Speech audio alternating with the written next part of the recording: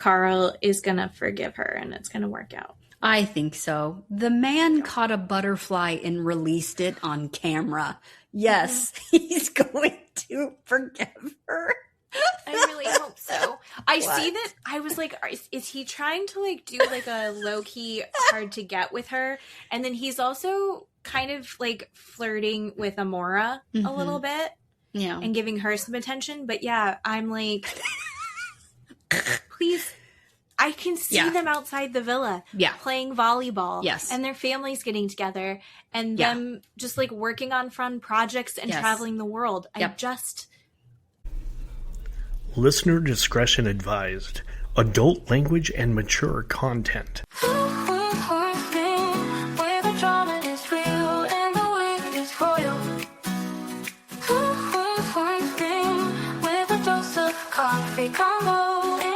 It is Two Queens, One Stew. I'm Jen. I'm Keeley.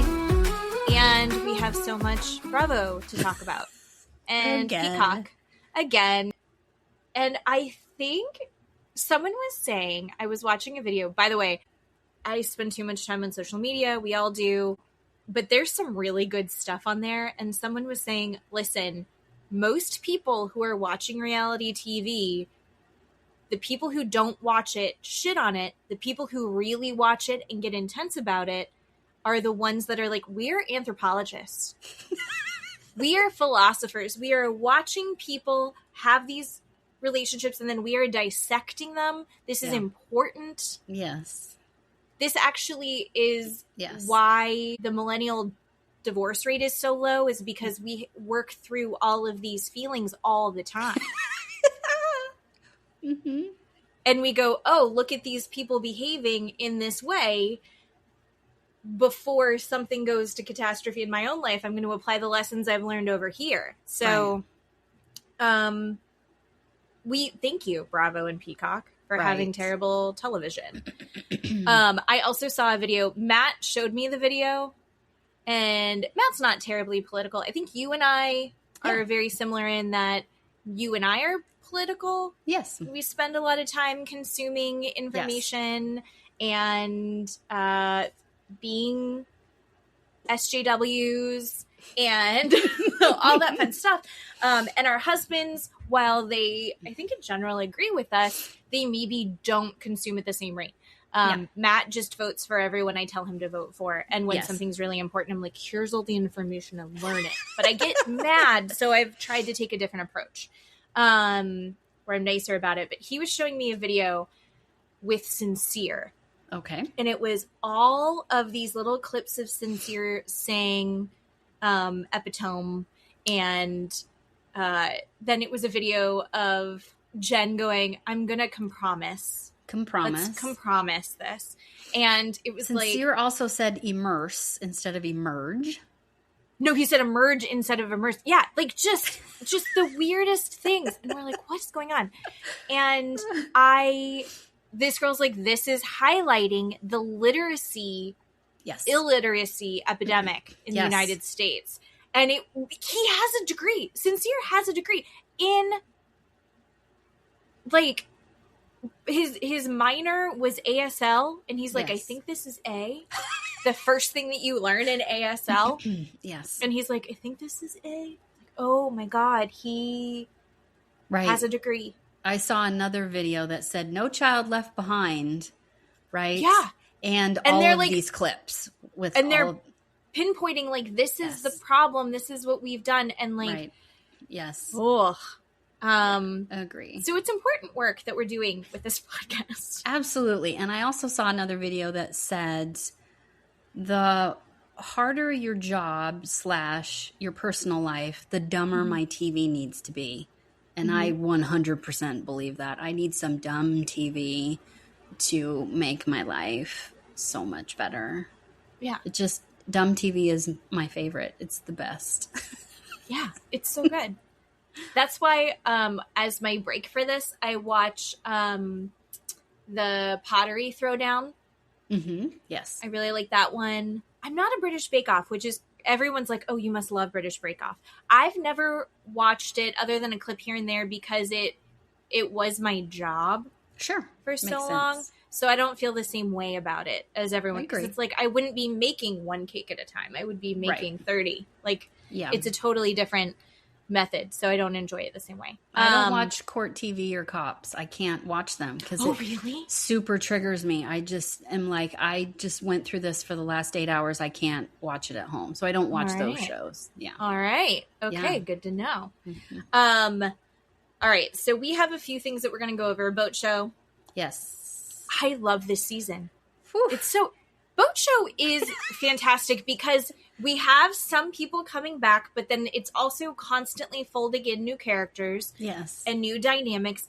It is a near perfect structure of a reality TV show. I love it. And it's also got people, then you've got the not the crew, the guests that are coming on, the charter guests, and they're changing up mostly every week or two. And so it's but then we've got Aisha, who's been on for several seasons, and we've watched her over several seasons. Yeah. Amazing. Bravo for creating this show because it's so 100%. Good. And just for everybody, it's Below Deck Mediterranean is the boat show. Is boat show. Yes. Boats and shows is what Matt calls it. Boats and shows. So boat show. You knew what I was talking about. We've got that. I think we're going to skim past the last 3 effing episodes of The Valley because there's really not that much new information. We've got Love Island and we've got Real Housewives of Rhode Island reunion, which epic. Let's do boat show first. Yes. Because I'm delighted. I'm delighted by it. The guy, Jeff, is that his name? No, Joseph. But there's weird spelling. That guy sucks. And I was wondering if he was going to get into the fist fight, but then they kind of gave it away that he wasn't going to in the trailer because he was there for the blind dinner. I was very impressed that Nathan handled it the way that he did. Yes. And surprised. Yeah. That he handled it the way that he did. Right. And so for some reason, I think that guy just needed to feel like he could fight somebody because he ate it so hard with the girlfriend. Yeah, maybe. And then also the girls that he was trying to call in Croatia or wherever they were. Right. To buy and show up. Yuck. Ugh. No, thank you. But I love how Nathan handled it. I love that he and Joe are coming back together. Yeah. I think Joe sucks at romantic relationships. I think that Joe doesn't even realize what he's a performer. I mean, he's a dancer and he's on these charters and he's schmoozing with guests, and then he does it with women as well.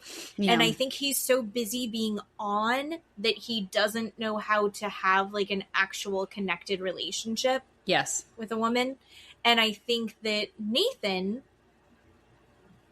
it really rubs him the wrong way. Yeah. I don't necessarily think that that's something that Nathan is going to be able to shame out of Joe. Sure.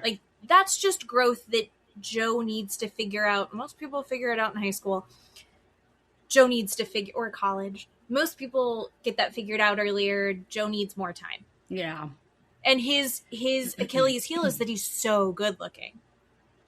And he's so charming. And so those qualities are actually going to make it harder for him to learn those lessons. Right. I agree. But I think once Nathan gets over that, and I think that maybe they can be good friends again. I want that bromance back together. And Joe seems like a good worker, right? When he's on task to do something, he seems like a good worker, right? Makes the job smooth and go well. And so that's helpful. Yeah. So that's what you need when you're in a professional environment to do your job well. Mm-hmm. Right. And then I don't know, but yes, he's a good worker. So I like watching them work well together. That's nice. They're so fun to watch. I like the whole deck crew. Yeah. Luke, I'm deeply disappointed in.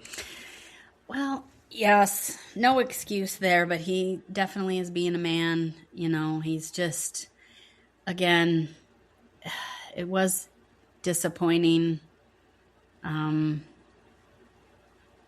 I still can't believe they had sex in that teeny little bed. And why would you pick the top bunk? So fucking loud. Well, because you don't want to have sex in someone else's bunk. I would. I 100% would do that. Just change the sheets and or be just like, I'm on not the getting floor. up on top. I'm not. Or just do it on the floor. What? Or on the floor. Perfect. On the floor. Do it He's on gigantic. The floor makes the most sense. gigantic. And we have to listen to her say, I'm going to put it in. I'm going to put it in. I don't want that mic part. I don't want it. I don't. Yeah. Sorry. And yeah, who says that? Disappointing in how they edit it together for a viewer, in my opinion, was Jen being vulnerable, Jen saying, right, my boyfriends always cheat on me, you know, sad sob story. And now he has sex with her after that. Like, though, I don't like how those two roads intersect. While saying, don't tell anyone. Right. I don't love that. It shows a lot of red flags about Luke if that's the kind of person he is with women or relationships. Yeah. I think it's another situation where being a beautiful man and getting a new crop of beautiful women available to him every 2-3 months. Sure. It's going to be hard to learn those lessons. Sure. And he's like in his 30s, right? Yes, Isn't he in his like mid-30s? I think so. Yeah. So Joe needs to look at Luke and clock that. Yeah. I know. Because he is my brain just turned off. This is the literacy crisis. But while you think of it, I did come across Jen's TikTok account. And I know. So I know that you had... I have cats. I haven't showed seen me Jen's. Cat's TikTok account, which was adorable. But I came across Jen's TikTok account. And I was kind of... I don't know that I love it because she was addressing... She's getting some hate or some disrespect because of this last episode and how she's acting and the fact that she slept with Luke. And she said, I want everybody to understand... It was August of 2025 when we filmed this. So it's been almost a year. You know, I'm a different person now. And, you know, after like 3 minutes of listening to her say that, I skipped to the next video, which not saying that I don't want to watch the whole thing, but okay, it's a year ago. Okay, that's fine. But I don't know. I'm just saying that her response...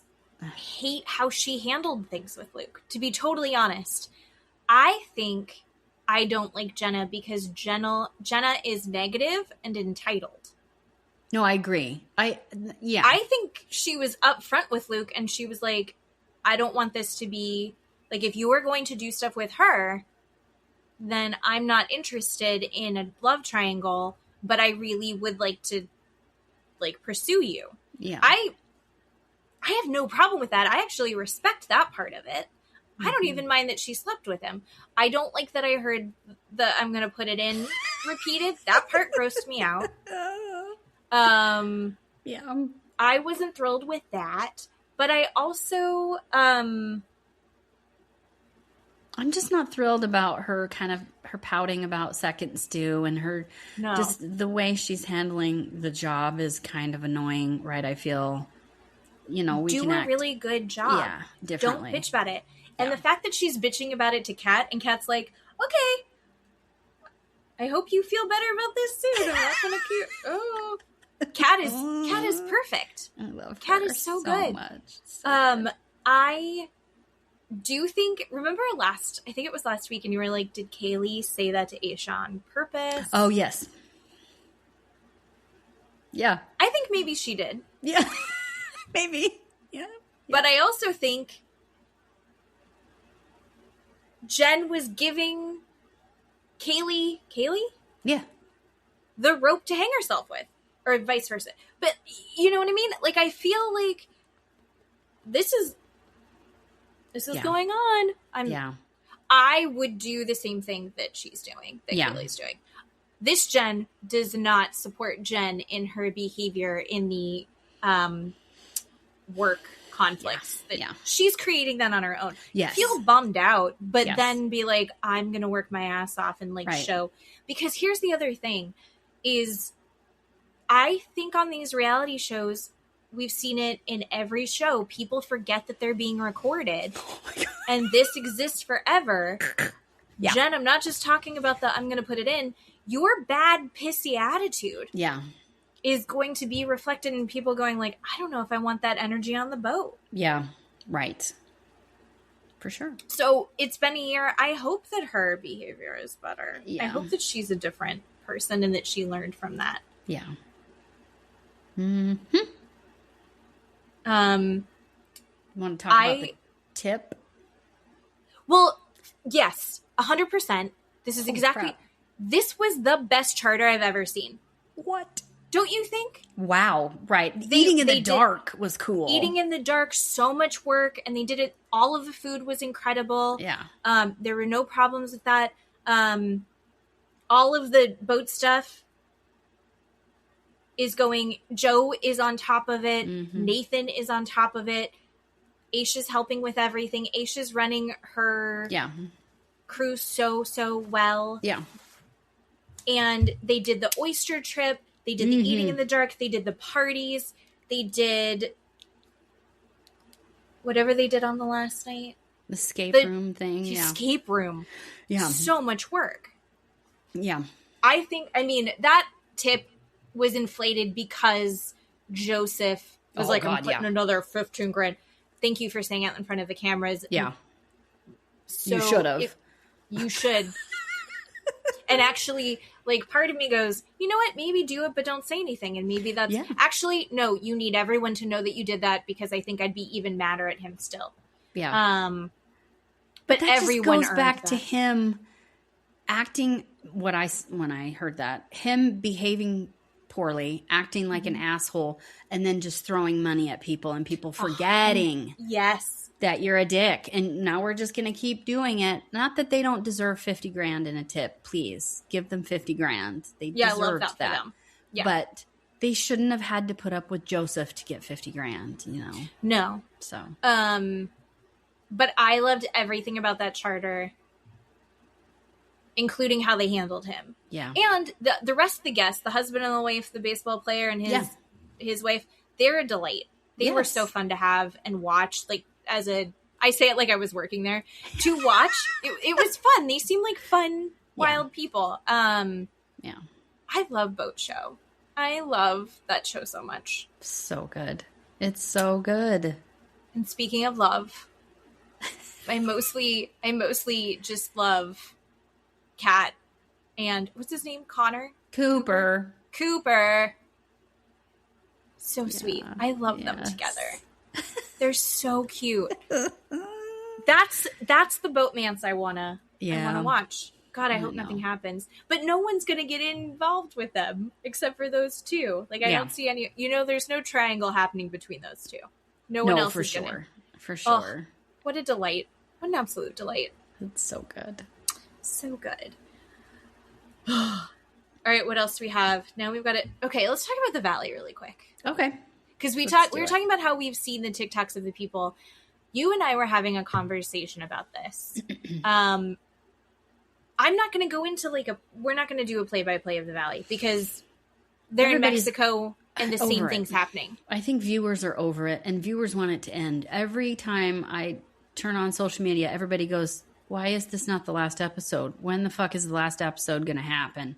Why are we having the same conversation again and again and again and again? Yes. There's no new information coming. No, they're in Mexico. We've said this before. These people should not go on trips together. Why do they go on trips together? It's not real. You and I should be going on a trip together. Right. There is no reason that Jesse and Michelle should be on a trip together. No. Exactly. There's no reason that Janet and Danny should be on a trip together. I don't care how big the group is. Yeah. Agree. It makes no sense. The only thing that I've come around on is I went into the season thinking that I was still going to hate Janet.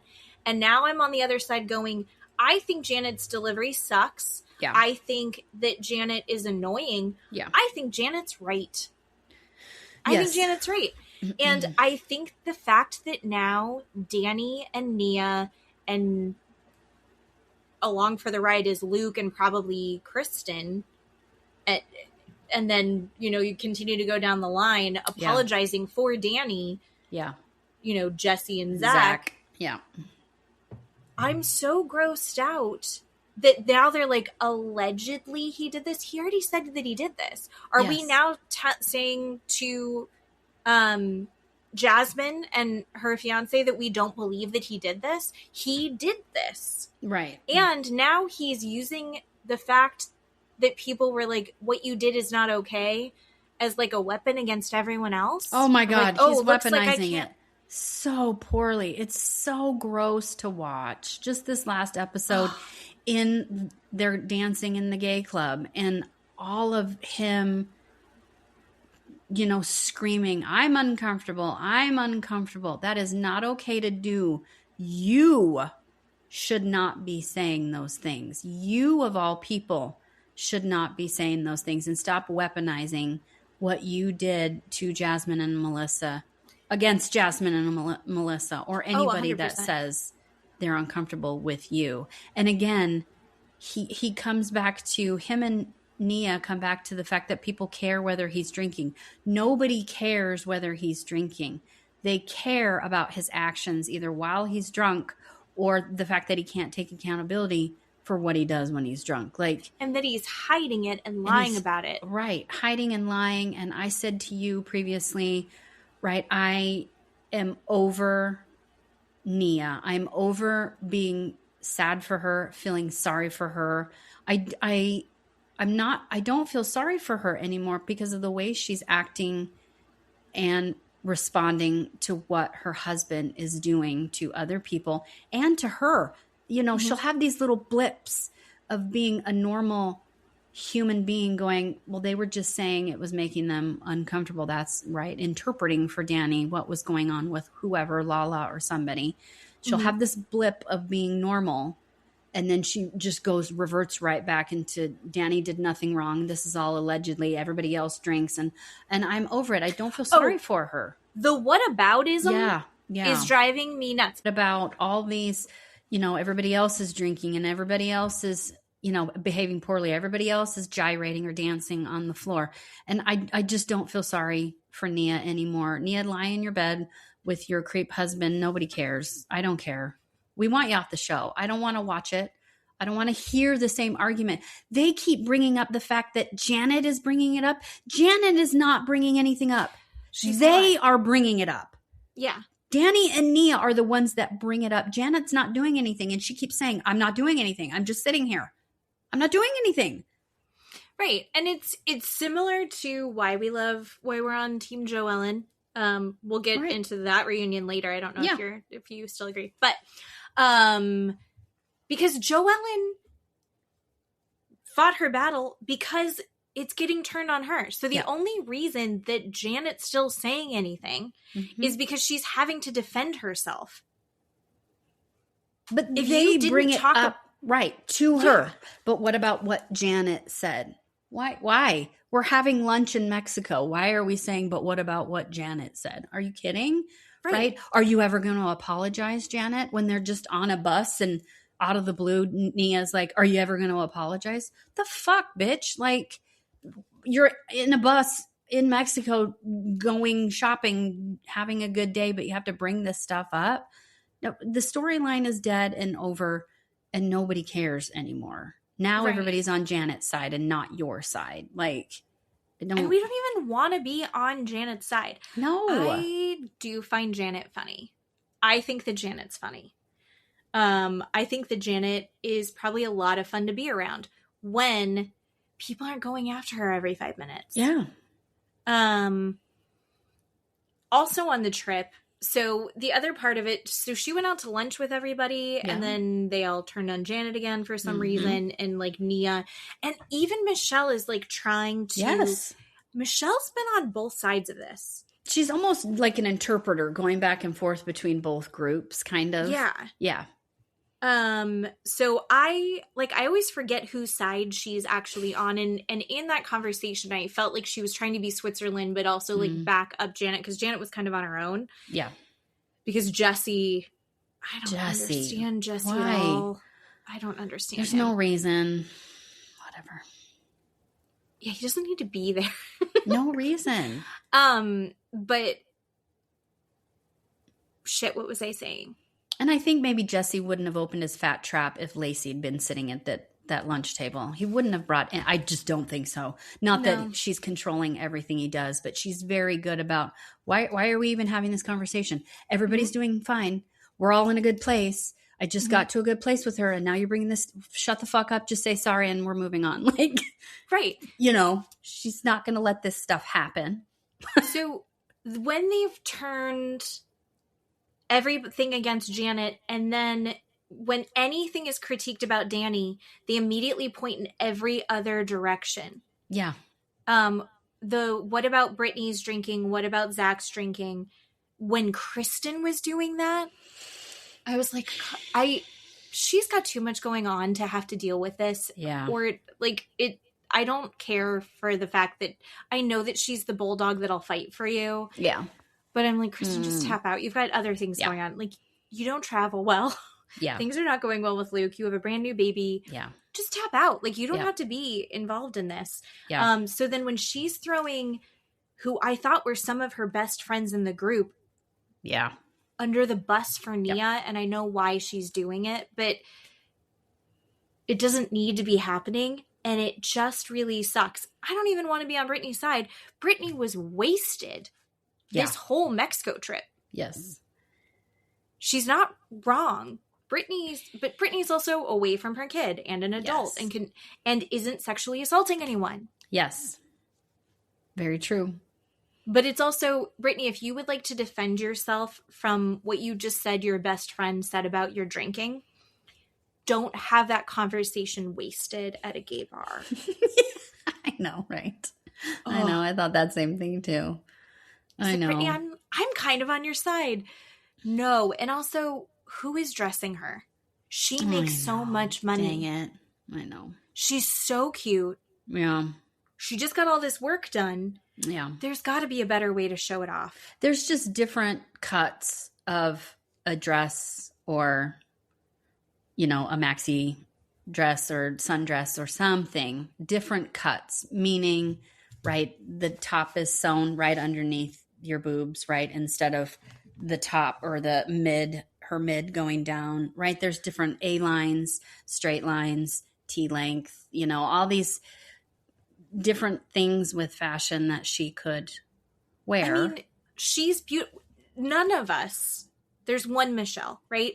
None of us are Michelle. My God. Yes. We can't all, so we have to all accommodate ourselves in different ways. Yeah. I just like, she's so beautiful. There's somebody could do it. She could do it better. She could be so, I know. I'm a little, and it's like, that can't be comfortable. You just got your drains out. You just got your drains out. Why are you wearing a super tight little mini? It's not. Yeah.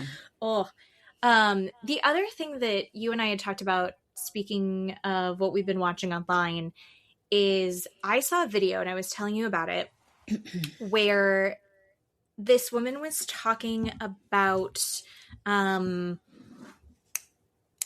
basically the leave him or leave us out of it.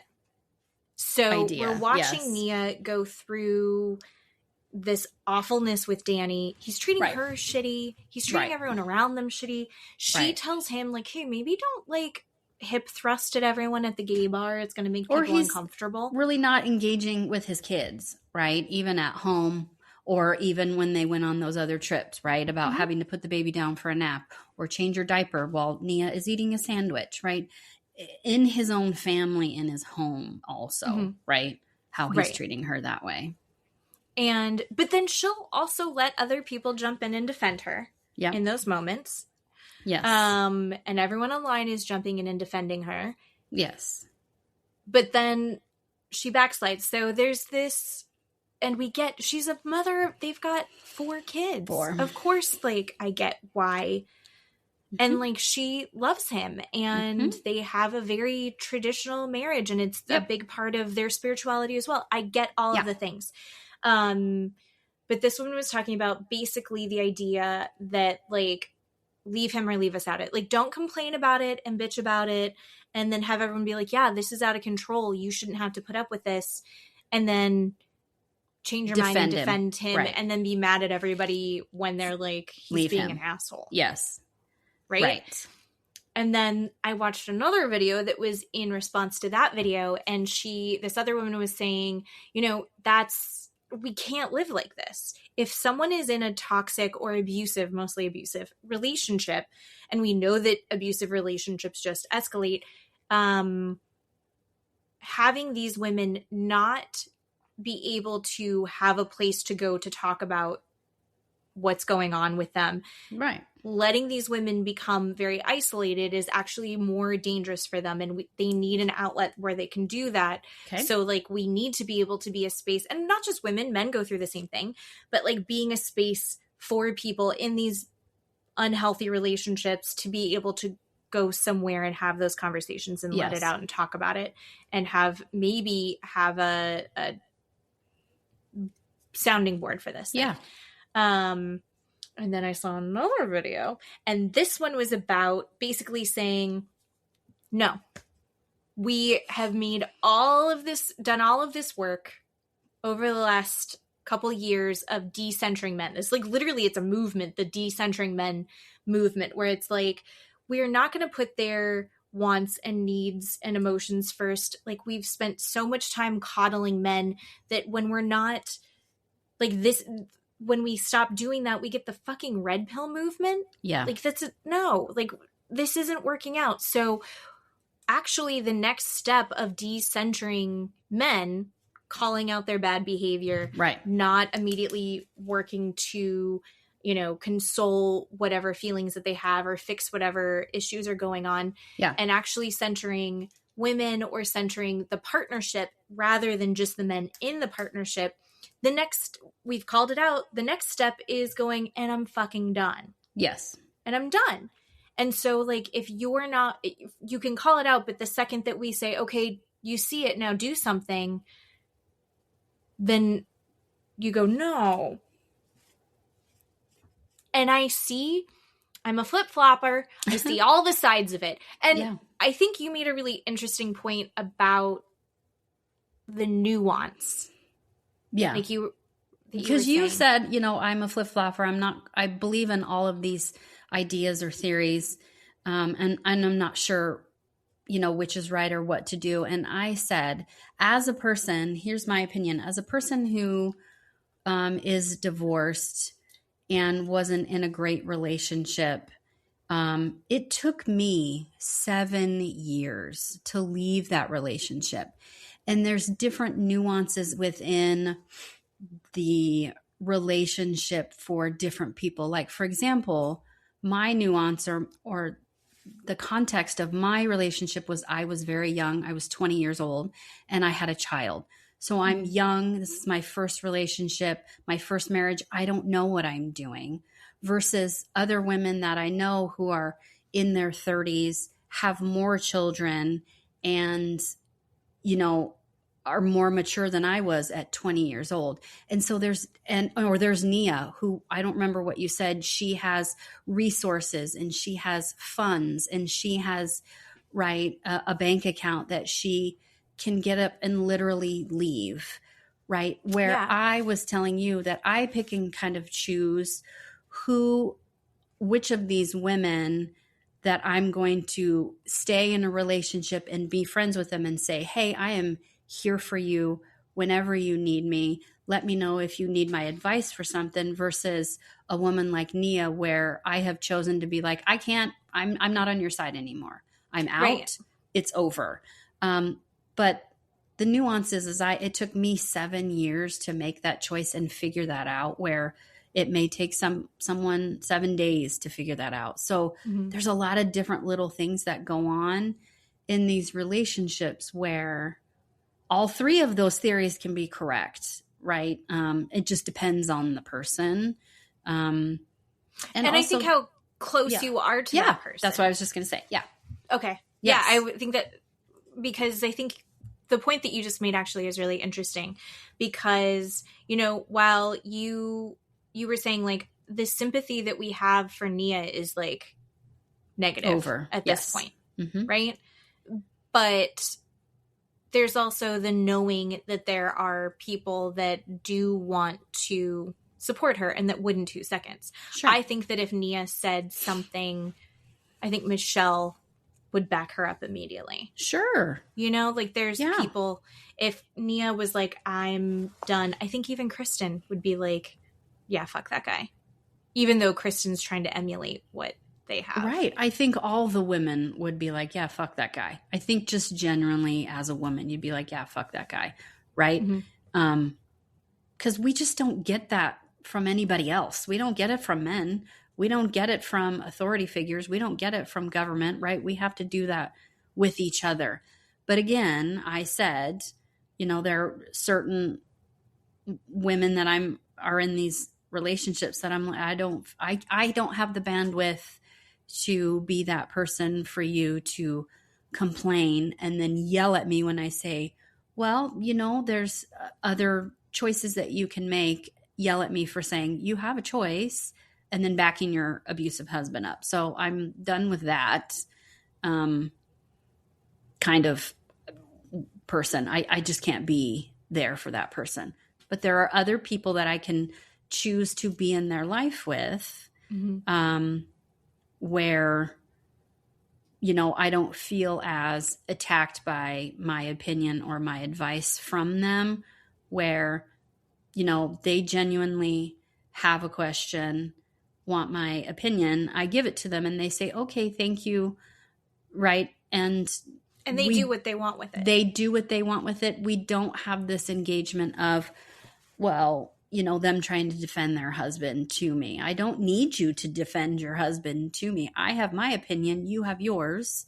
And we choose to be friends still, right? Or we choose to be in each other's life still, or I choose to support you on, you know, whatever platform it is. So I just think you can believe all those three theories in just different contexts. That's all. Yeah. No, I think there's also the level of agency, I think, is kind of the crux of it. Sure. It's just not black and white for me, honestly. These abusive relationships aren't black and white, where you should never look at every single abusive relationship and go, why are you there? Just leave, right? We can get into Rulla. That's a whole nother ball of wax, right? I don't think you should do that. You and I have talked about that. We're always like, it's her choice. She's staying. She's trying to make her relationship work.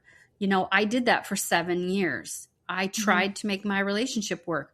The reason I did is because I said to myself, I love him.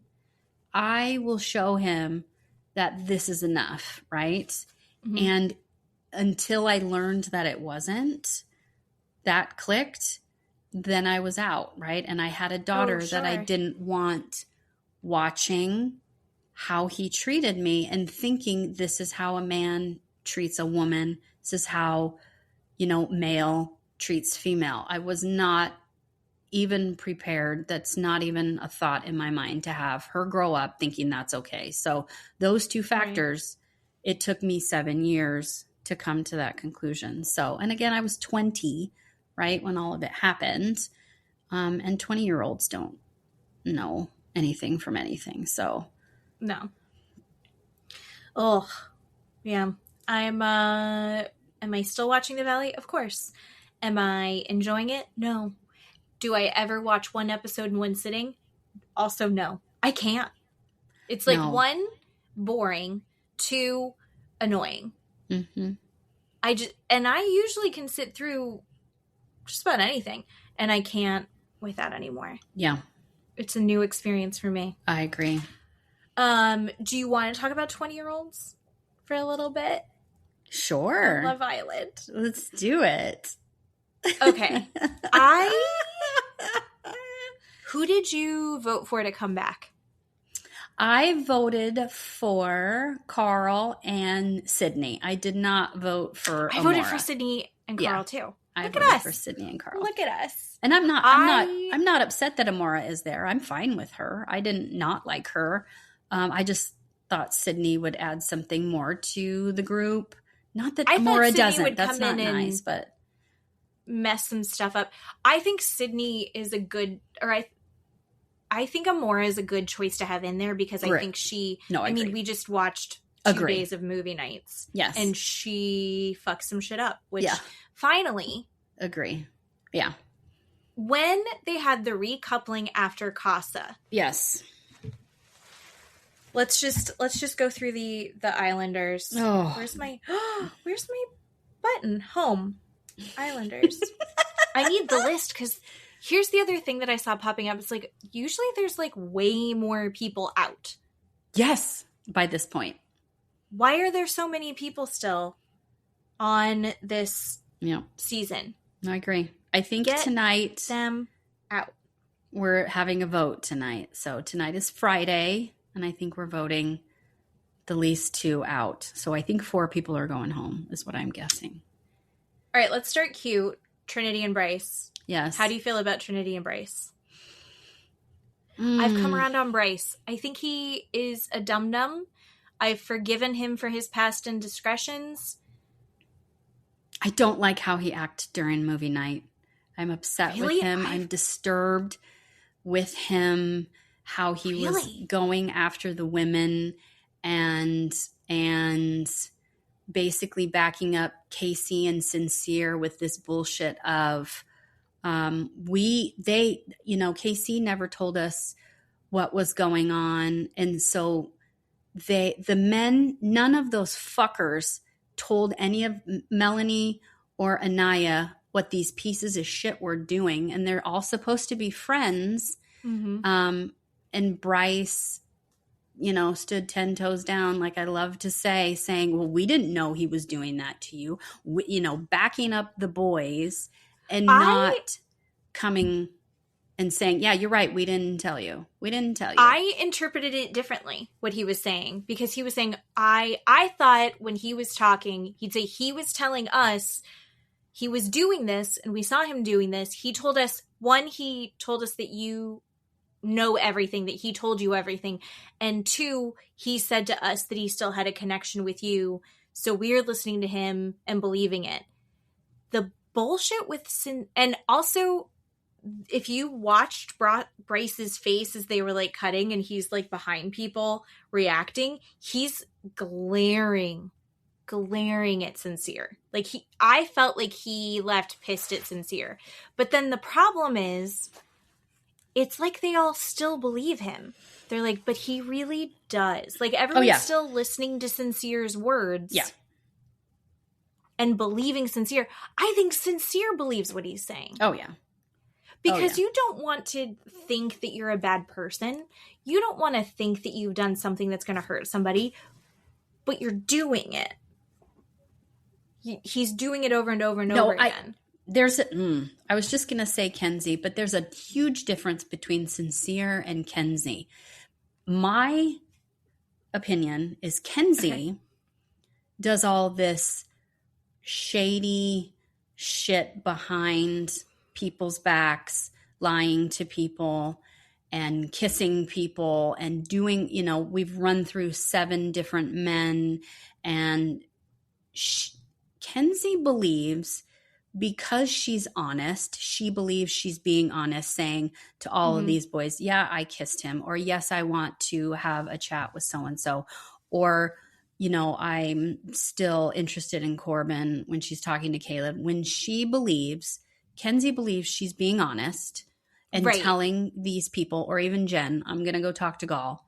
Mm-hmm. She believes she's a good person for being honest. But Kenzie doesn't have a correlation to the fact that her actions have an emotional reaction to people.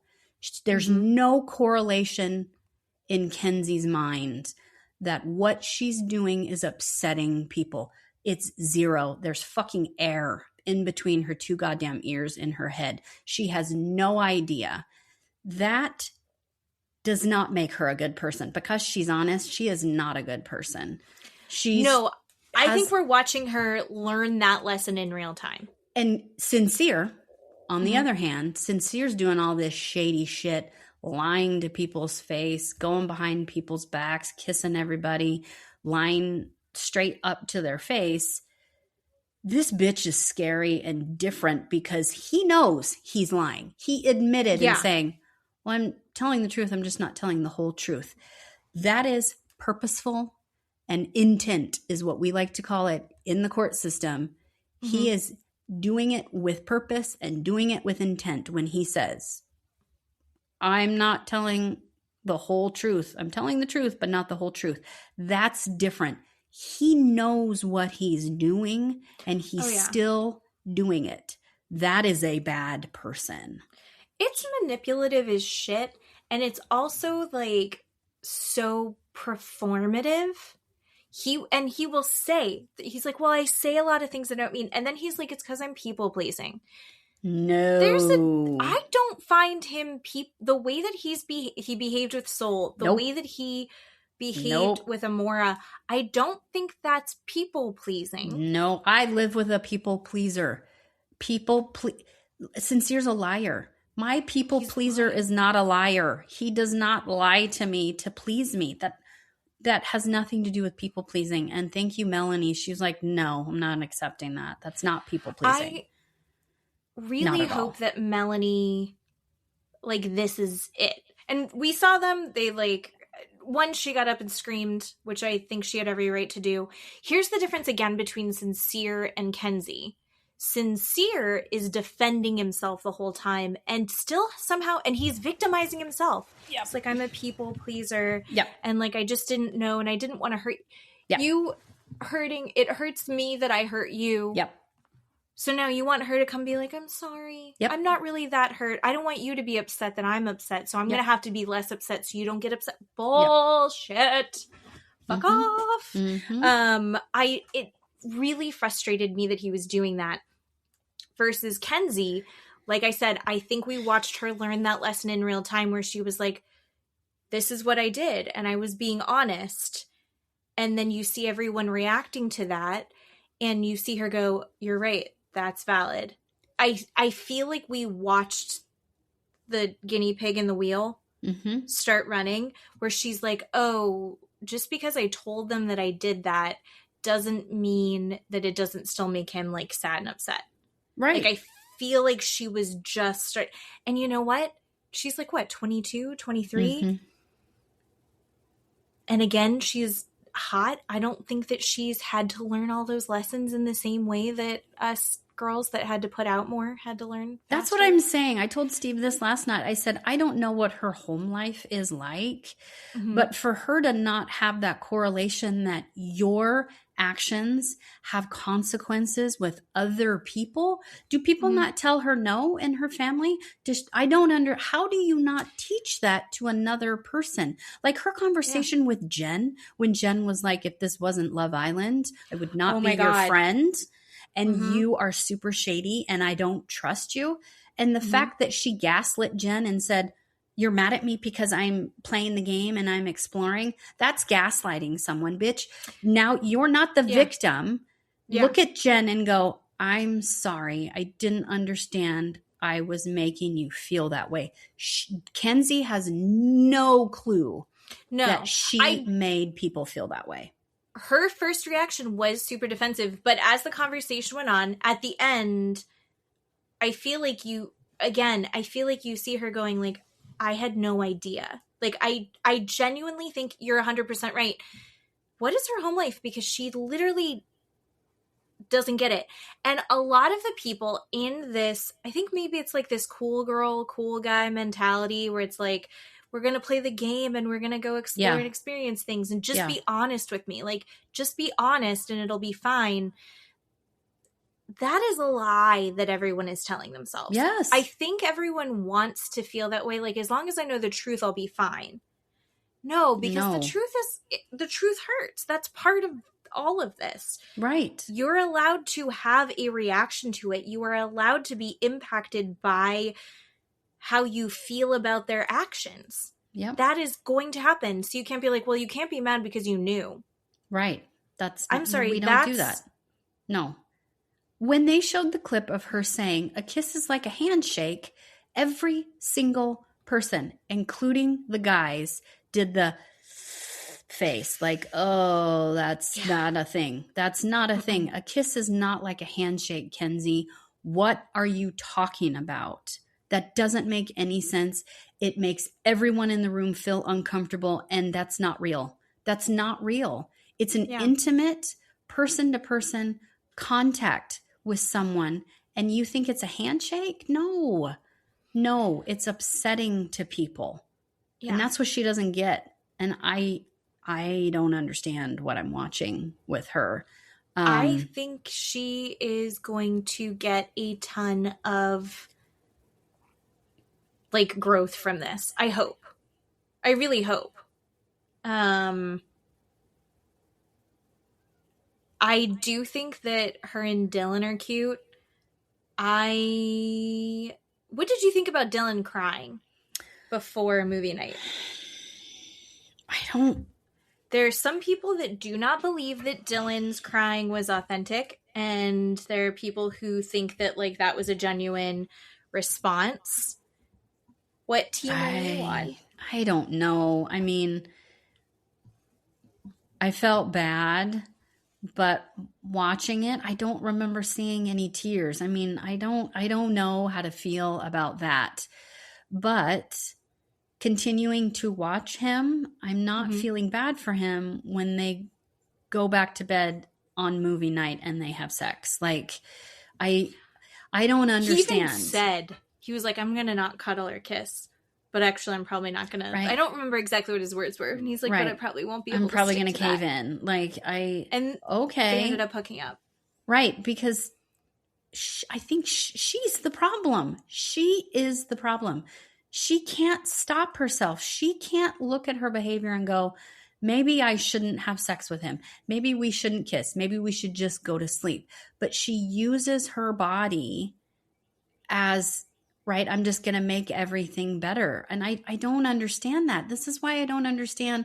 What did you learn at home? What is happening in your life that you don't understand that having sex with someone doesn't make shit that you did go away and is not a Band-Aid and is not, it's not okay to just do that. It feels like a commodity. Yeah.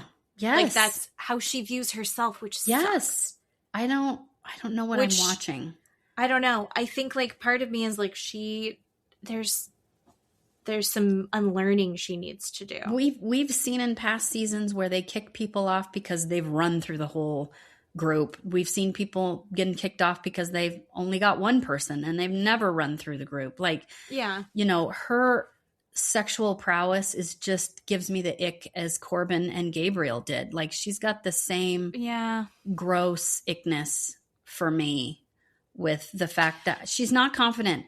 She's not confident. I don't believe the people that are posting saying, oh, you don't like her just because she's sexually confident and she's confident in herself and she knows she's beautiful and she's sexually aggressive. I don't think she's sexually confident. She's selfish is what she is. She's selfish and she doesn't understand people have a problem with what she's doing. I'm watching her face. Yeah.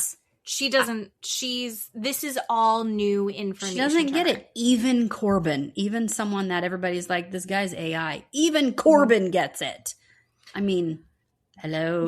I do feel that she was receptive, like, by the end of her conversation with Jen, by the end of her conversation at movie night, I feel like she did take accountability, did take responsibility, and was starting to reflect on it. I think that it's going to take time for her to reflect on everything that's still happened. Gonna kiss Gall. I think she's going to kiss him.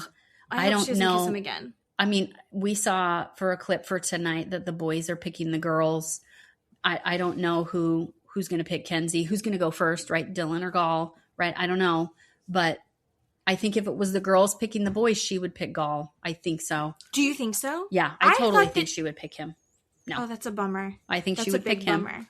I don't think she would pick Dylan because I feel like she got the total ick when Dylan cried and she had to comfort him. She didn't like that. She wants people to comfort her. Her face was weird. He had his head in her chest and she had this look like, why is he upset? It's not clicking for her at all. At all. So I think she's going to pick Gall is what I think. Well, again, they're picking the girls, so maybe, I don't know.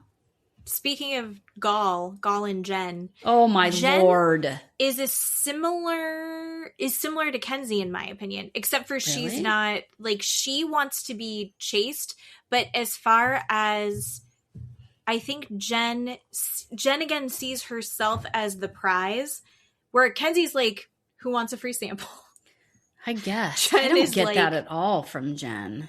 Jen, I don't get that. It's like Jen is shocked that she is not the hot commodity. Like she said, she's like, I'm not used to this. Yeah, she was like, I'm not used to not being pursued. I'm used to people just coming up to me and trying to have a conversation. She's like, not in the villa. This is bizarre to her because she doesn't have to try to get attention. She doesn't have to work for that. Okay. And I think, like, I feel like she's kind of like, what's it called? Like resting on her laurels. Oh, okay. Yeah. And I don't hate it. I like Jen from Florida is a fan of Jen from Florida. I don't hate it. It's just how they go about doing it, right? That's the whole thing with this show, right? It's a double standard because the girls are exploring in Casa and the boys are exploring in Casa and the boys are saying it's a double standard.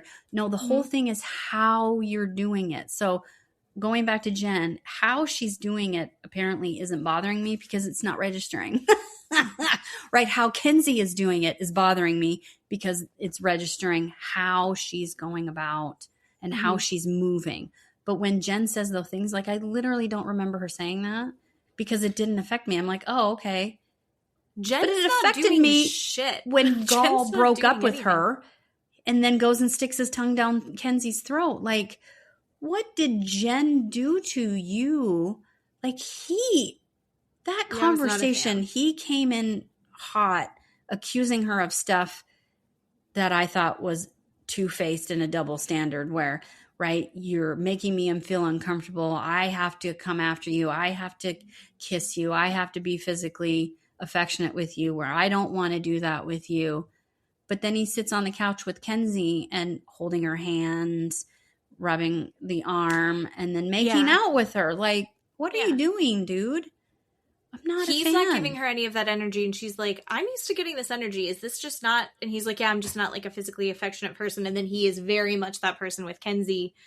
It just, it's icky. I'm not a fan of Gall. No. I loved him at the beginning. Me too. And now I'm already over it. He needs to go. He needs to go. And, you know, but also, Jen kind of reminds me of, it might have been 2 seasons ago. There was another blonde, and I think she was from Australia. Oh, Liv. And like Liv. Yeah, Liv just couldn't find her person. That's true. That's very true. And I think that's Jen in this. That's like, so true. Because didn't Liv have her like match got voted off, and then she's like kind of by herself? And I feel like that's Jen, and no one's like. Yeah. She's also not like we don't know. It's all edited. It's 24 hours that they put into 1 hour. Yeah. Jen's not pulling anybody for chats. And I think it's the same as Caleb's. Who did Caleb bring in? Oh, Jaden. Yes. Jaden. And Caleb's like, she's not really giving me any energy. It's like she got on the island, or she got into the villa, and then she just kind of was like, and I'm here now. And all these couples are so locked in for some reason. Yeah. that there's really nothing for her to do. Yeah. Like, that's the other thing is there's no real pulling for chats. And the second someone does get pulled for a chat, there's like, why are they chatting? Yeah.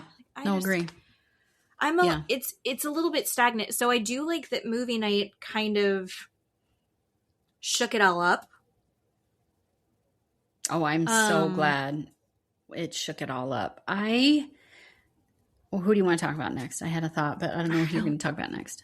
I don't know. Who do you want to talk about? I don't know. I had a thought about Casey, and Casey has Sanpaku eyes. Do you know what I'm talking about? Where they like, you have all the under eye? Yes. So all of his eye, right, his iris and his cornea, everything is up high, and you see a lot of the white of the part of your eye.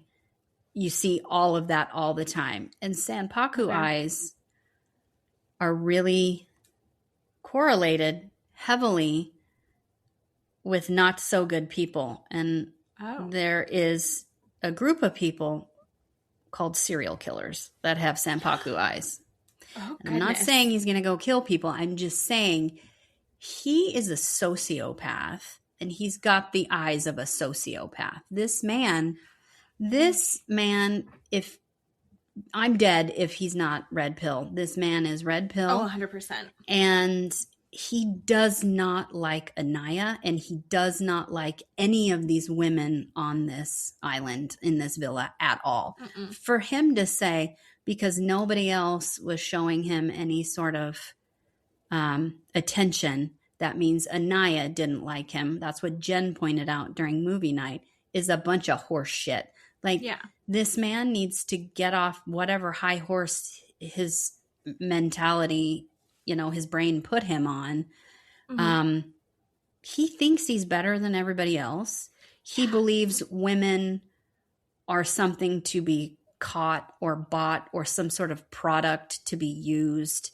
100%. He's trying to teach the men this. I will also go as far as saying none of these men like these women as people. None of them, Bryce included. I will leave out Carl, but none of these OG men like these women, because because if they did, they actually liked them as a person or considered them a quote unquote friend, they would have gone and told all of these women what was going on. But they backtrack and say, he didn't tell us anything. We don't know what's going on.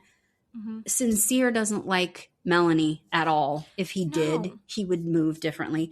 Casey cannot stand Anaya, does not like her at all. Casey treating Tiara or TT like an object. She's just an object for his desires and his sexual purpose. That's all she is to him. They did with Sydney too. Yeah, that's all. And, him to like Sydney and TT because they showed him. I mean, he even said it himself. She said, I saw you on the show and you're the one I picked. You're the one I want. Right. Mm-hmm. That's attractive to him. I mean, you've got a problem, dude. He said a couple things that were so gross. Like the girls in the villa don't understand his power. Like, what do you mean? And I had seen a couple things, and when he made reference to Anaya comes from a good family, like he was trying to talk her up when they did the recoupling, and he came back with Tiara, and he was like, she comes from a really good family, and I was like, do you think that? But then Tiara comes from the projects, and not the projects, South Central. Yeah, South Central. Yeah, South Central. She comes from the South Central. I grew up in South Central. And I was like, oh, I think that he actually felt very emasculated by Anaya, not necessarily because of Anaya, but because of her background. Okay. She is super well educated. He's in the process of becoming, like, he's a nurse, but it's not like a full CNA nurse yet. Yeah. He's a CNA. So he still has more education to do. She's already working at her family's nonprofit. Her dad is a pro sports ball player. Basketball. Yeah. And I think her mom is also like awesome. I don't remember everything about her mom. I shouldn't have to know all of these things, but still, like, I think he probably was intimidated by that. I, as like a normal, I'm not dating Anaya, but like, if I'm having to work with her or do things, I think I would probably also feel intimidated. I think that's natural, but then he like holds it against her in a way that I think it's completely natural to go, oh, how would this work? Yeah. Outside of here. Sure. I live in a tiny apartment. You live in the suburbs in a mansion with your parents. Like, that's things to keep in mind. But normal people can have that conversation and say those things out loud, and he cannot. And so what he does is he blames her and turns himself into a victim for everybody around to feel sorry for. It's just crap. I mean, and for him to pull her for the first chat after movie night and refuse to speak, you are the one that needs to apologize. And he sits like, there and goes, what do you want to say? I'm not going to speak. What do you want to say? You go first. Shut up. Shut up. This means this apology. He didn't even look at her. Did you see that? He didn't even look at her. He stared forward. She was looking at him, having really good eye contact. He could not even look at her. That is body language that says, yeah, I don't like you. I don't like you, and I don't believe the words that I'm saying. Oh, 100%. When after the movie night, when she came back and was like, I shouldn't have stood up and gotten in your face like that, that was my bad.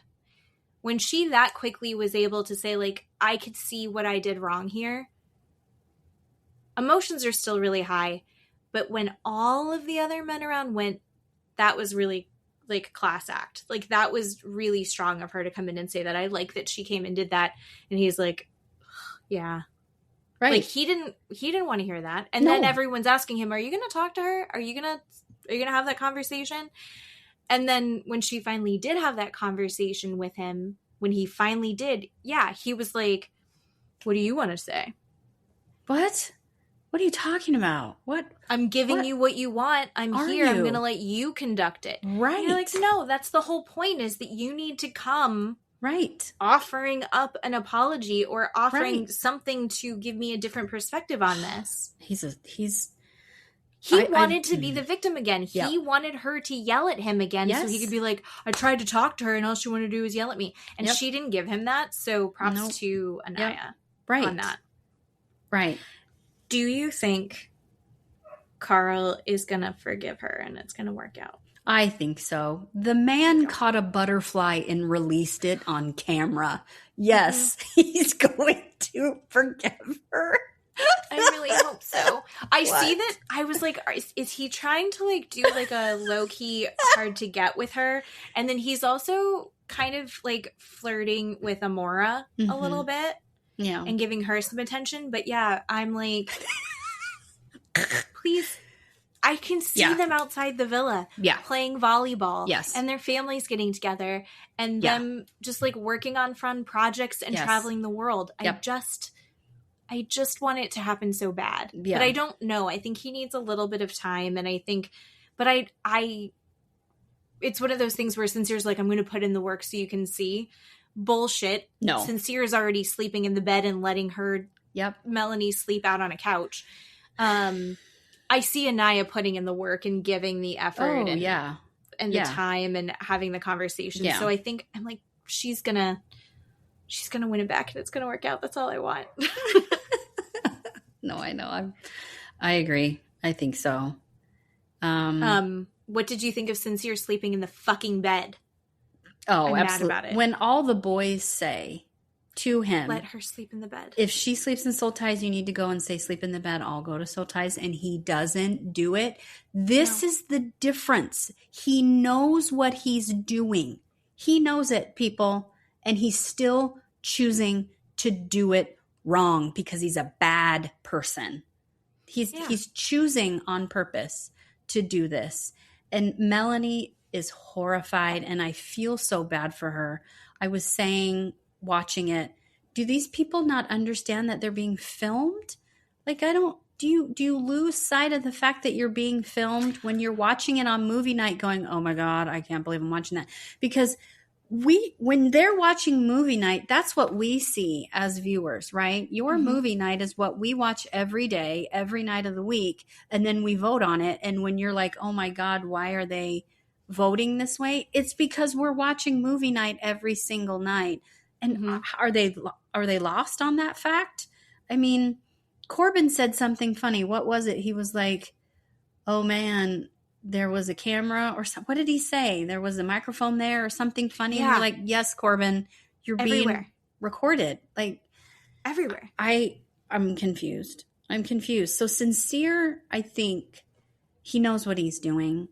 And he's still choosing to lie to her face and look like a victim, and just so she'll take him back, and start to believe this bullshit that he says to her. I mean, him and Casey, I have never seen men like this before, ever. Like, it is scary. Okay. How do you feel about Zack? Same. Zack is a very dangerous person also. I think Zack's the worst one. He doesn't care about Kata. He doesn't care. The whole point that he chose, he believed it wasn't important to tell Kata that Alana left. He even said to her, it wasn't important. I'm not going to tell you something that's not important. Dude, that's your opinion. Because you believe it's not important doesn't mean that she doesn't believe it's not important. That's a dangerous person. That's a problem. He doesn't like her. He is in this relationship with her and continues to be with her because he sees everybody else going, man, she's so cute. She's so nice. She's so fun. Bryce showing her attention. Everybody else talking to her. That's why he's with her. It's because everybody else is showing her attention, not because he likes her. Because if he did, he wouldn't have lied. It was a lie to not tell her. He doesn't seem concerned about his feelings or concerned about her feelings. No, not at all. He's like irritated that she's upset by it. Yep. And then he'll kind of placate her. So when she like started hugging him, even though she was like, I'm still pissed off at you that she's hugging him because he said that she was so pretty. I was like, Kata. Yes. Kata. Yep. I'm so confused by her. I'm so confused by her because I feel like she's smarter and better than this. At least Melanie out loud can say, no, you're not people pleasing, and knows the difference when Sincere is talking a bunch of bullshit. Kata is like, oh my God, you said I'm cute. Okay. Yeah. What? I genuinely thought that Sincere was going to come back with the other girl. Oh, I'm sorry. And I thought Zack was going to as well. Me too. I think if Alana had been there, he would have come back with her. I'll stand on that. I believe he would have come back with her. Absolutely.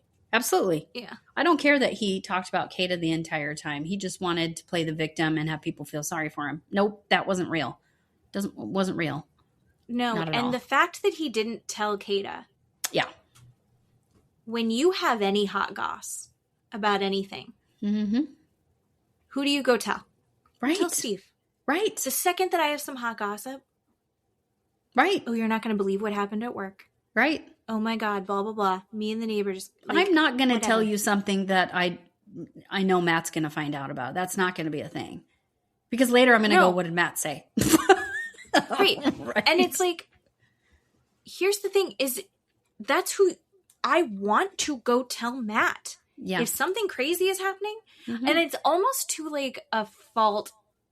We've had this conversation before where it's like, maybe I communicate too much. I do it. Like anybody that is like in my sphere of like, I've got to process this.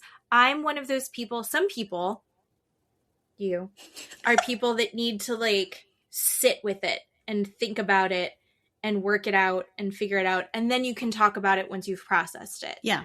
And I'm one of those people that I have to talk about it like 10 times. And by the 10th time I've gone, oh, wait, here's here's where I'm going with it. I don't really know. I think I know how I feel about it, and then I'll talk about it, and then I'll be like, you know what? No, I think I forgive Kenzie. Right. I think she's gonna learn from this. Nope. Is Kenzie a dumb little hoochie mama? Maybe, but I think that she can grow from there. I think that she can be more.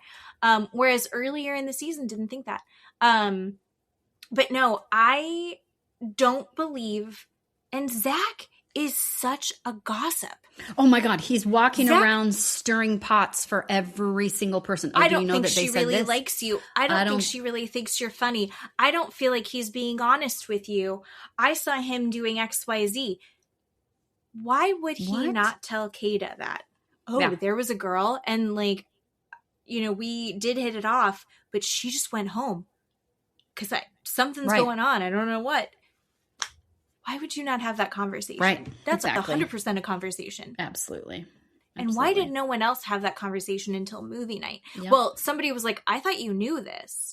Because he did. He went over, he's like, I told her everything. That's a huge component of the everything that happened. Right. Again, these boys not telling these girls what's going on that are supposedly their friends. Any of those men. Bryce could have gone over to Kata and go, hey, dude, you won't believe what happened. Like, you know, but he didn't. He chose not to. Every single one of those men knew that girl was, you know, sticking her tongue down Zach's throat and then left night 2. Mm-hmm. And Zack tells, night 4, whatever. No, she was gone on night 2, but nobody's telling Kata anything. Anybody could have told Kata that. Any of those boys, but they're not going to. That's why they don't like these girls. They don't like them. And I'm a little bit, speaking of boys not liking girls, I'm a little bit irritated at Anaya for still being friends with Sincere. Because you've seen how he moves. Yeah. He's not being honest with you. He's talking shit about you. Yeah. And you see how he's being with these girls.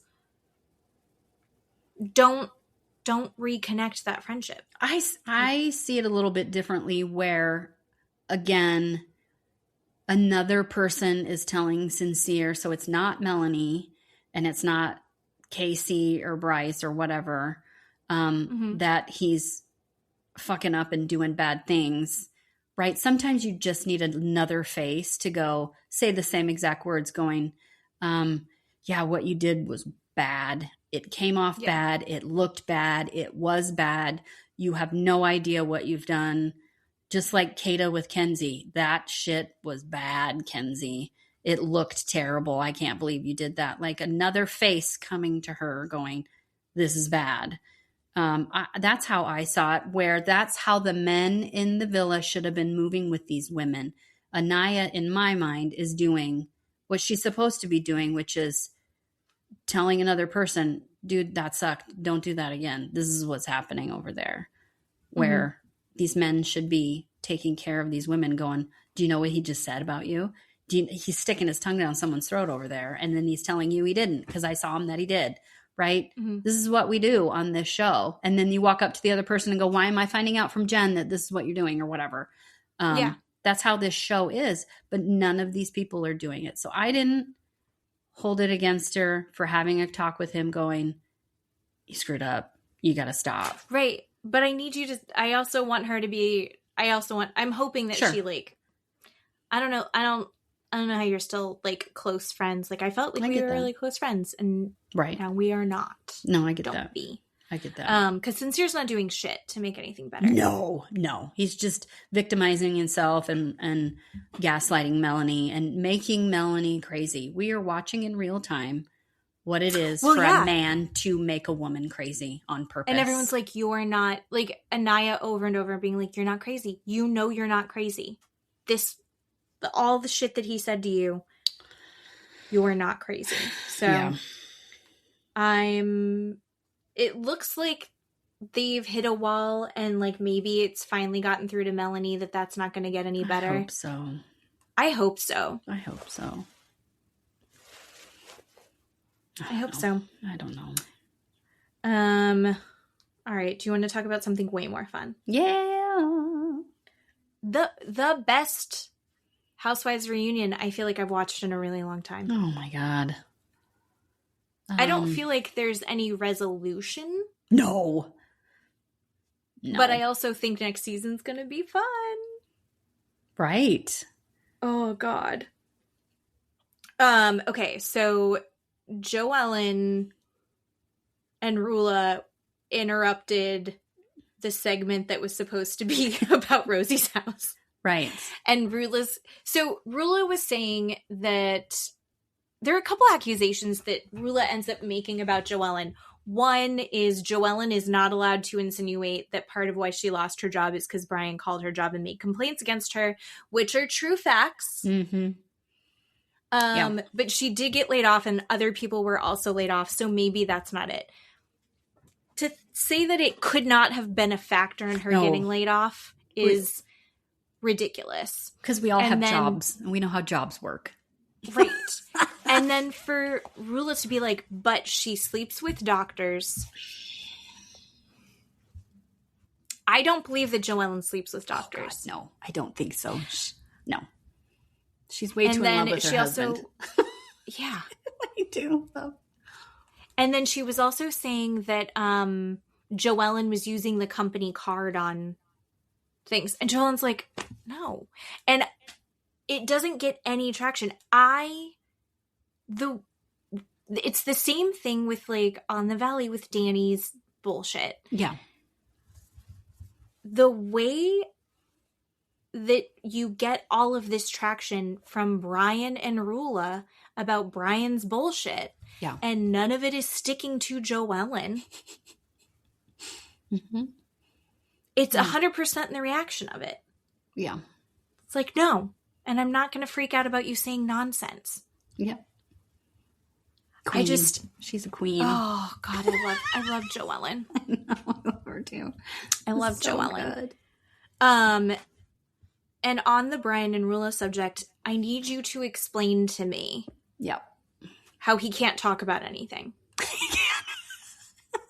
No, he can. He's choosing not to. He's choosing not to. He can. If it's been dismissed, which can mean a couple of different things, it means the case is over. Whether you have a positive or negative opinion about what dismiss means, right? Or if it's civil or criminal, what dismiss means. It means the case is over and he can talk about it. So, no, he absolutely was just saying just garbage because he didn't want to answer those questions. I thought you were going to ask me about the biggest drop, about the timeline of the biggest drop. Because Jo-Ellen. I don't. Oh, Jo-Ellen. Here's the thing. Jo-Ellen wouldn't be doing any of this. Right. If Rulla said, okay, I'm going to handle this. I'm going to handle it. Thank you, but don't show me anything else. Yeah. And instead Rulla has too much of an ego to be like, I could never say that I'm one of those women that does this, that just like lets these things go. So she has to pretend like she didn't know anything and didn't accept anything. And everyone has to go, Rulla didn't know. Rulla had no idea. We all believe Rosie really trying to like smooth it over and like, look, here's how we move forward. Yeah. But then instead they're like, no, Jo-Ellen's a liar. Jo-Ellen is digging stuff up. Even Liz is like, Jo-Ellen has bad intentions. I think Jo-Ellen went in with good intentions. Yeah. And also maybe enjoying mess.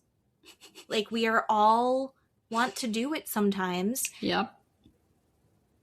But Jo-Ellen didn't have ill intent until Brian went after her. Right. And then when Brian went after her and then Rulla started talking shit, Jo-Ellen's like, no. I don't fault her for that at all. No, not at all. Nope. You didn't have to do that to Jo-Ellen. Right. You could have said, thanks, I'm going to handle it from here. Right. Right. I'm going to keep it. We've decided to stay together. We're going to keep it in the family. Yeah. And that's not what she decided to do. They decided to go after Jo-Ellen. And some people are like, the second that you cross me, I'm going to bury you. And that is who Jo-Ellen is. Yep. And that's fun for us. Yes. Yes, it is. Because of the way she's doing it. I'll go back to that again. The way she's doing it is so fun for us. Yes. It's the best. So part of me was like, Jo-Ellen, why are you looking at his like wedding date stuff? Probably because someone sent it to her. Someone else Maybe also loves mess and sent it to her, and they're like, here you go. And she's like, thank you, I will use this. Would I? Maybe if I'm on TV, but in like regular society, no, I think I go, I just want to be out of it. I don't want to be involved. Yeah. But Jo-Ellen's like, nope, you called me a liar and now I'm going to burn your house down. I'm going to break your fucking nose. Yep. So Yep. good. Yep. I love her face when she said, I'm going to break your fucking nose, because she looked like she was excited to do it. Yeah. But she was also calm. Yeah. Which is very scary. Jo-Ellen's badass. Yes. Yes. Very scary. I believe she's broken noses before. Yes. Oh, okay. So the Brian stuff just kept coming up. And also then when Rosie was like trying to like hold their hand on how to move forward, like, let's get into it. Let's have a season 2, guys. And she's like, just tell us, Rulla, we believe you didn't know anything. Just tell us what the timeline is, Brian, and then we can have the closure and be done. We'll put it in a little box and set it aside. Yep. And he refused. Yep. To this day, he's like, oh, because of the NDA, I can't. Nope. The mistress wants this information out there. Yep. Yeah, because he's making her crazy too. He's making her out to be crazy also. I'm sure she's not crazy. I mean, she's probably a little crazy. She knew he was married and she was continuing to engage. There's some choices that she was making for herself that she's making the mess for herself on purpose. Yeah. She knows what she's doing. Yeah. As much as Brian did. And I loved Andy going, so Brian, if you're in the middle of an affair, why did you think you could get away with that when being on a reality TV show? In the middle. And he's like, how many of you men would be on this show if you were in an active affair? And everyone else was like, oh my God. I love that Rosie was like, what about you? To her husband. Excuse me, sir. Would you do that? Mm-mm. No. Oh my God. The whole point they were trying to make was Brian separated from his wife in a certain year. The divorce was finalized in a different year. Yeah. Rulla got pregnant in a certain year and was seeing Brian in a certain year. And all of those things overlapped. And so what does that mean? That means Brian was cheating on his current wife with Rulla. And Rulla got pregnant. And they got married, supposedly, in the middle of all that. And Brian is a polygamist. And Jo-Ellen showed the Rhode Island court records with dates and years. So when did Brian get married to Rulla? Did we ever find, I'm going to give it a goog. That should be like public information. The fact that she refused to say her wedding date. Because she knows, Rulla knows. And it makes so much more sense to me now as a viewer watching Rulla and how she's reacting to everything. Yeah. It makes so much sense. Rulla knows she was cheating. Rulla knows Brian was married. Rulla knows she was the mistress. Rulla knows he was cheating. She's the bad person along with her cheating husband. She's the product of another affair. So now she's a bad person. So now all of that means she knows Brian is a cheater. She knows it because she was a product of one of those affairs. That's why none of them are going to say the date. I mean, once a cheater, always a cheater, dude. There you go. You're not going to believe this. You're going to believe it. December 30th. She kept saying 2016. Yep. 2024. That is listed on their official filings. No. Gross. Right. So gross. Right. So fucking gross. Right. And Rulla kept saying 9.5, 10 years. So maybe they had a wedding, but they never officially filed the paperwork. But she does financial paperwork. Like, you have to have marriage certificates to, like, show things. Yep. When you're doing trusts and wills and buying a house and yeah. Rulla knows. Rulla knows, and I'm out. Just like with Nia, I'm done feeling sorry for her. I mean, she can move on with her life however she wants. She is a part of the problem, clearly, and it makes total sense now. No, because he couldn't have, like, not turned in paperwork. Because I know that, like, when you have a wedding, you have, like, the marriage certificate that you have to sign and, like, send into the courthouse. Yep. And stuff like that. I've only done I did it in Vegas, so it was a little bit different. But, like, what? So, like, if he had, like, not sent it in or not officially filed or something and been like, just hold off for a minute and then, like, sent it in late. But this is 8 years later. Yeah, no, they're not. She had to re-sign that. Yeah, 8 years later, they're not going to. She fucking knows. Yeah. Yep. Well, she knows, and her daughter is how old? Like, I mean, yeah. Come on, hold on. I think her daughter's like 6 or 7 or something. Are right? Rulla's kids? They're under 10, right? Not Rule's kids. Rulla. Rulla's kids. Yeah. 8 and 5. See? That's what I'm saying. Yes. Yes. Wow. Okay. Jeez Louise. It's my favorite. It was his so best she ever. wasn't even married when her daughter was born. Yep. Rulla, you're messy. Remember when she was like, oh yeah, we, in Persian culture, we don't get divorced. And they were like, weren't you married before this? And she's like, oh, we don't talk about that. And so was he. Yep. Until just recently. Yep. Jesus Christ. Yeah. Ugh. And it's one of those, she doth protest too much. Her getting up, she was very Dorit in this reunion where she kept interrupting and bringing it back to her shit. Yeah. And it's also the shit that she wants everyone to stop talking about. Yeah. And you're like, what are you doing? Right. Ugh. Oh, fun. Okay, so this has changed things a little bit for me. Good. Not really, because I already wasn't on Team Rulla. No, for sure. No, I get that. But it makes sense to me. Now I have 2 and 2 equal 4, right? Because I was like 2 and 2, 2 and 1, 2 plus 3. Like, where's the math going? And now I have a complete equation, and I'm good. Because this looks bad on Rulla's business, too. Yes, it does. To be this messy. Mm-hmm. Am I going to trust you with my money if you're this messy and you're this secretive? Yeah. Oh, yeah. She's a big liar. Huge. Super deceitful. I don't like it. Yeah. Somebody do a financial audit on Rulla. And, like, what's going on with Brian's business? Yeah. I don't know.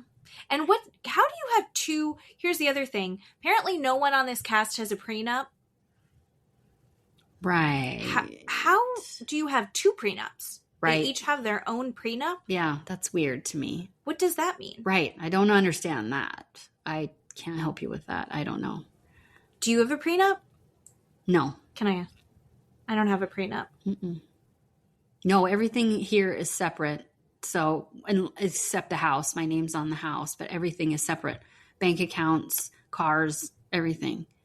So. Yeah. I'm that way just because I'm lazy. Yeah. I don't like paperwork. Speaking of lazy and doesn't like paperwork, I am now a Billy apologist. Alicia, I still love her so much, and I actually completely get where she's coming from. Yeah. But I think that she needs to stop throwing Billy under the bus because I think he didn't really do as awful as she feels like he did. And it could be... I don't think it's financial abuse like I thought it was before. And it could be that she's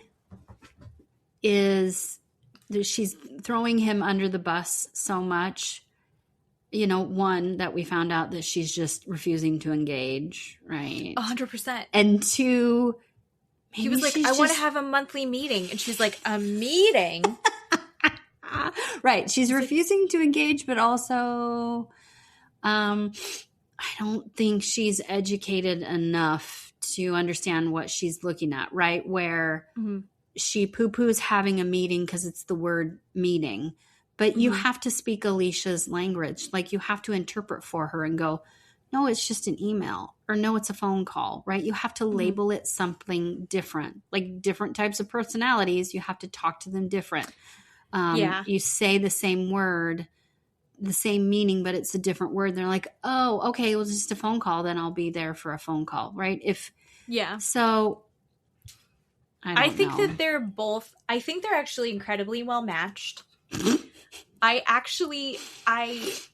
love this relationship. I wish she wasn't so bad about it, but I think everyone is like, oh, I sympathize a little bit more. And he's like, look, she gets 50% of Pizza Mama's, all of my, like 50% of my shares are hers. If she would drive our daughter to dance, because it's like an hour drive, multiple times a week. Yeah. And she's like, I'm going to have my mom do it. Like, Alicia. Yeah. Really? Yeah. God. I mean, that's the least I've ever seen on any of these shows out of a man's mouth for a request. The very bottom barrel, asking her to take her own daughter to dance class. You know, for them to working. Right. To have a percentage or whatever is going on in the business. I actually really, now that we have a fuller picture, I see how he's like, he's a meticulous, hardworking guy. He used to be an attorney too, right? Yeah. Right. So his brain is very practical and rigid in this way. But I do see that, I think like her kooky silliness probably softens him and balances him quite a bit. But also, they do have like a hard time meeting for that conversation. Yeah. So like, she's like, I want a fairy tale engagement. And he's like, give me a ring. Right. Let's just like, he's having a harder time tapping into that. And so like, I think they have to be so far apart to get each other closer to the, I don't know. I like it. I'm happy for them. And I fully am on Billy's side now, but I'm also like very supportive of their relationship. Yes. Yeah. I agree. Other relationships that are fun. So Kelsey is with Bill now. Yes. So we got a Bill and a Billy. I know. We have a Gary and a Jerry. I know. It's hard. I know. And I don't remember who. So Jerry is with Liz. Yeah, and Gary. Is with Jo-Ellen. Yeah. Gary for the win. Gary's my favorite husband. Gary's pretty good. Gary's my favorite husband. Really good. He's a super active dad. Yeah. He stands up for Jo-Ellen. Yeah. Stands up for Jo-Ellen. Yeah. Very calmly, but with a lot. He's an a man of authority. Yes. He is. Yes, he is. He's in charge. He's in charge. And he's willing to go topless. Yes. Love that for him. And then I can't remember what is Rosie's husband's name? Rich. Rich is a people pleaser. Rich wants everyone to get along. Oh yeah, he's definitely Which I think you kind of, to be a successful husband on these shows, you need to have, like, get a little messy. and I don't think Rich is comfortable getting a little messy. No, he just wants to have everybody be in a friend group and everybody get along and just go golfing or whatever we're doing. Just come over for pizza or meet up for drinks or something. Yeah. Yeah. And the fact that he was like, we all went to breakfast and took Clemmy for a walk. No one gives a shit. Oh my God, He's was one of so those funny. And we have friends that are, dual income, no kids. Yeah. And they have a pet. I've got cats. I have children and I'm obsessed with my cats. But when you are like a single dog owner, that dog becomes your world. And there's nothing wrong with that. Yeah. However, no one else cares. Right. They love you. They love that you love your dog. No one else cares. But Clemmy, and I've talked about Clemmy a few times, Clemmy is not the celebrity that she is for Rich. And I love that she is for Rich. But Rich, the men don't want to have that. Don't care that Clemmy was there. No, I know. But Rosie saw you pick up Clemmy poop. They don't care. So messy that Rich doesn't have to be. And I think Rich knows that, because, oh my God. Yeah. Yeah, 100%. And then Ashley's husband, the bachelor guy. Jared, he really didn't have much to say. He never has much to say. No. But he did, at the end, he was like, you need to tell Rulla everything. Oh, yeah, to Brian. I think that he's a good guy. Mm-hmm. And for someone who's been on reality TV for as long as he has, I feel like he's almost too like passive for this to like work out. Sure. Him. No, I get that. He seems like a good guy. Yeah. Who just wants to run his restaurant. Mm-hmm. So I did like the faces he was making about when Brian was talking about, I don't remember what it was, that he wasn't seeing his mistress anymore, or he and Rulla are getting back together. Oh my God, his faces were amazing. They kept cutting over. And Ashley. Ashley's like, I loved Ashley. Yeah. Just Ashley responding to everything. Because she doesn't have her own drama. Yeah. Yeah.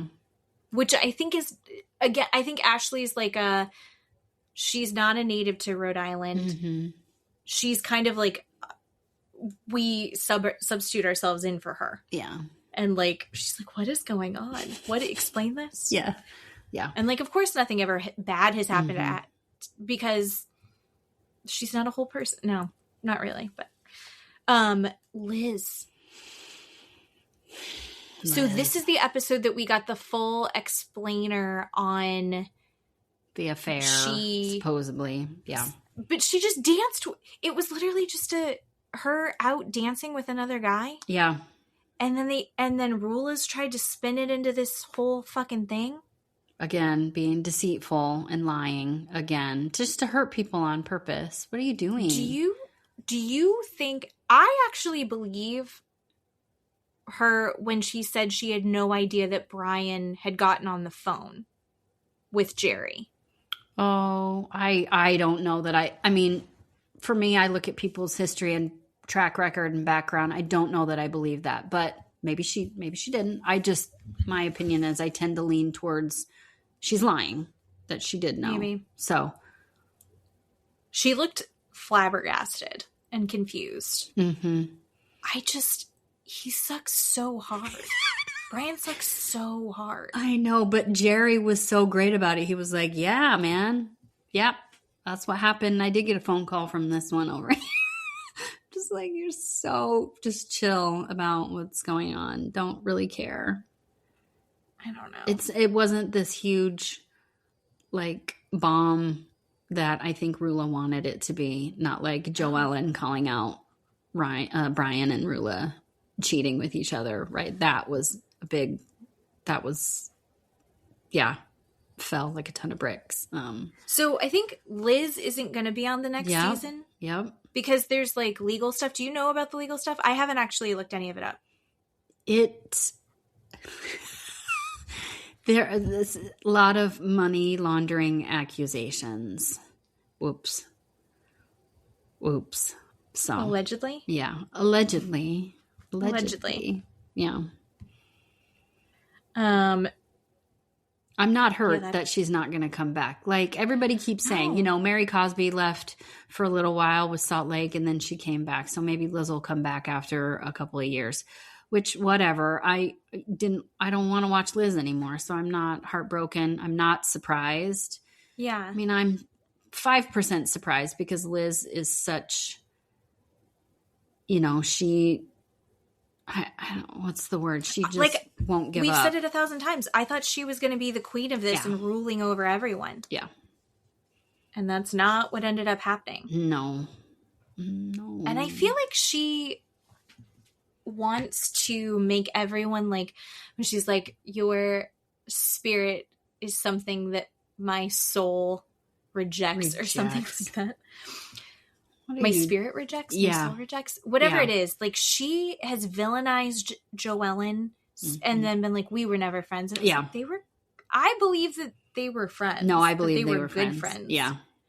I think it's super performative too. Liz is just because she has no excuse for her behavior. And so it's just all this performative weird stuff. That's what I think. I think it's marijuana psychosis. Yes, it is marijuana psychosis 100% because she wasn't acting like this before. No. So weird. Like, I know that pot is legal and I know that pot can be used as a medicine, but I think that there's a certain point where you're using so much of it that your grip on reality and facts is like over and over again. It's all a little too skewed. Yep. And Liz is so inconsistent. Yes. I don't know. Yeah. I think you're testing for quality control a little too much. Yep. Who else are we missing? Kelsey's with Bill. Bill is paying for her car. She's paying for her own insurance. Yeah. Kelsey and Rosie kind of sort of decided to make up or say that they wouldn't hate getting together. Like, I'm not quite sure. Yeah, a truce or something. I think it's just a truce, and I think it's until they have the opportunity to say something. Until filming again. Shitty again. Like, slightly have to decide what. Right. Yeah. What? I meant that in a nice way. Yeah. I don't know. You're looking bigger. I was talking about your boobs. Like, yeah. What are you?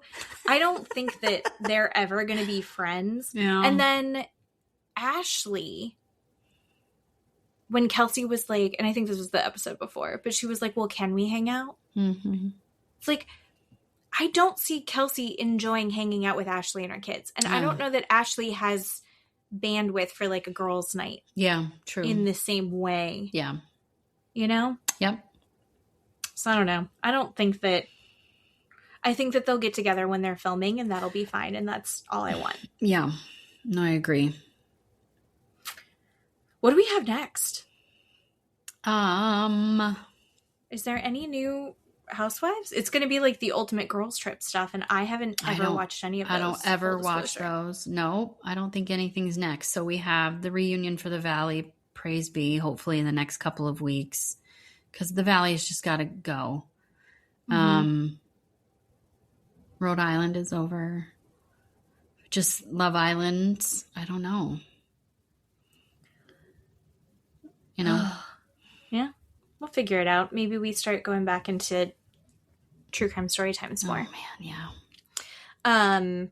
I need to get Netflix back. My mother-in-law was like really pushing that I need to watch Maternal Instinct. Oh my God, that is, and we mentioned it before. Good, yes. But I haven't seen it. I have genuinely, anytime if I see a hashtag Maternal Instinct, I flash through it. Okay. Because I don't want anything spoiled for me. Sure. Because if that had happened on the one that was about the mom that was like cyber stalking her daughter, if that had been ruined for me, I would have been pissed off. So I'm purposely skipping all I don't know anything about Maternal Instinct. Okay. So maybe it was very, not necessarily very good. Okay. That we have to do that, but we have to do one soon. So, because next week we'll just have Love Island and Boat Show. Yeah, well, we'll have one of the Valley because they're still in Mexico. For God's sake, they've been there a year. Right? Still have another one where it's the scene where Danny and Nia is physically standing in front of Danny because Lala is confronting Danny and Nia gets between them. So we have that scene next week, and please praise me. Hopefully that's the finale. I don't know. And then the reunion. And the reunion is usually like 4 parts with these things, that we don't need it to be 4 parts. What we have learned is that Rhode Island had 2. And Perfect. I loved 2. Yes. 2 was great because 1, we never feel like it's enough. Yeah. Right? Right. Like I would watch Love is Blind and they do it in 1 and it's like, no, I need more. Mm-hmm. I think 2-part reunions are perfect. Yeah. Oh, yeah. Yep. Because if you do 3, the second episode is like garbage. Right.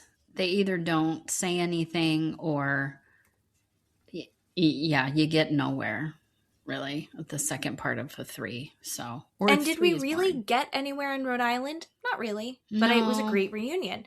Nobody stomped off. Right. Rulla stood up and tried to intimidate Jo-Ellen, but that was about it. So. Oh, I love it. I love it so much. Is Rulla going to come back? I hope not. Even if she does, maybe she's a friend of and it's maybe 1 episode, but I hope not. I mean, Andy, come on, right? These people have serious issues and you even questioned it. So why are they still on the show? I don't know. Mm-hmm. I don't know. All right. Well, I think that's it for today. Yeah, babe.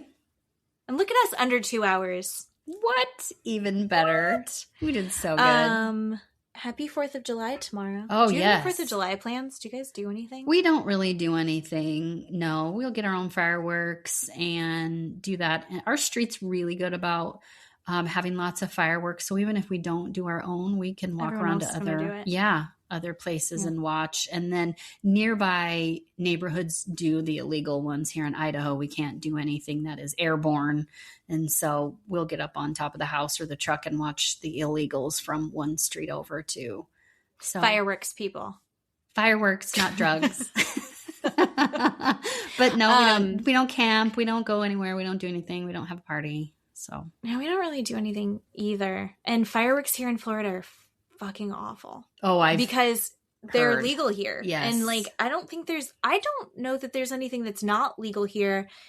People are launching it. There's stuff that's landed on our house that I'm like, our house could have burned down. Yeah, right. Like we are so lucky. Right. So I'm hoping it rains because also people will do fireworks from 6:00 at night. The sun doesn't go down until 9. Yeah. And they will do fireworks until 3 a.m. Oh God. And they're like the loud mortars that are up in the sky. Yeah. So Uh-oh, I can't hear you. It's weird. Well, I can do a sign off and you can just wave if you want. Okay. I'll just say goodbye. All right. Well, that's it for today, everybody. Thanks for doing a podcast with me. Bye.